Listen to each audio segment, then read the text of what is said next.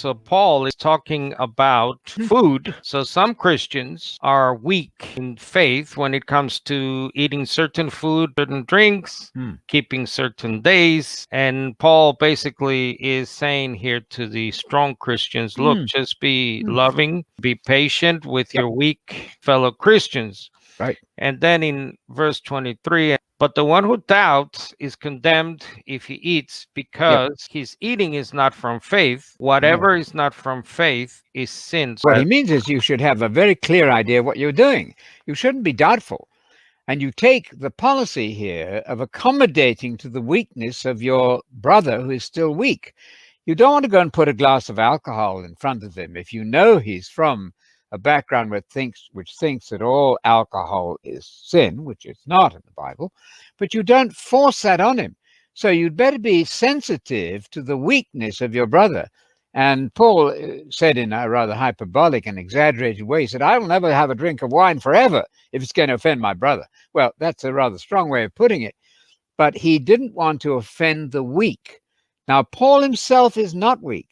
So in the 14th verse there, I've got a beautiful statement. Look at this. I know, and Paul was a Jew, Paul was a Christian. I'm convinced that in the Lord Jesus, that's to say, as a Christian, nothing is unclean in itself. But to the one who thinks it's unclean, to that person it's unclean. So go easy on the weak conscience of somebody who doesn't understand that. If you know that they've been taught that eating pork is wrong, don't give them a pork dinner. That's just wrong.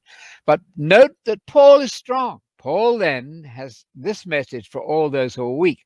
Don't fuss over clean and unclean foods. It's not an issue at all, because from Mark 7 we know that Jesus himself made all foods clean. Those laws of diet, which were not health rules, by the way, they were to sort of help you to learn the difference between clean and unclean people, but they're temporary. I've got a little book of 70 pages called Sabbath, Law, and New Testament Christianity. It's at our site.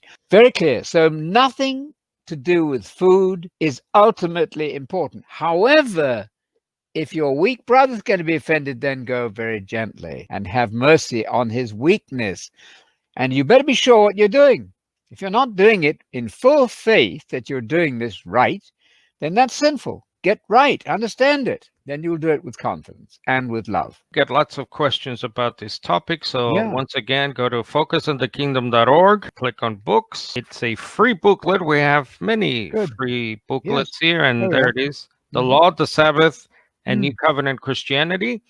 And just for our viewers who may not be familiar with us, you kept the Sabbath for 14 years. 14 years. So you were a Sabbatarian. So Absolutely. This is coming from a very interesting, informed position, I would. Well, I hope so, but you check it out. You're going to have to deal with Colossians 2:16. You'll see that in the booklet. You have to deal with it. Where the Sabbath, the only time that Paul actually mentions the Sabbath day in his writings, he calls it a shadow, replaced by the body, the substance, which is the risen Messiah. That's a very key verse.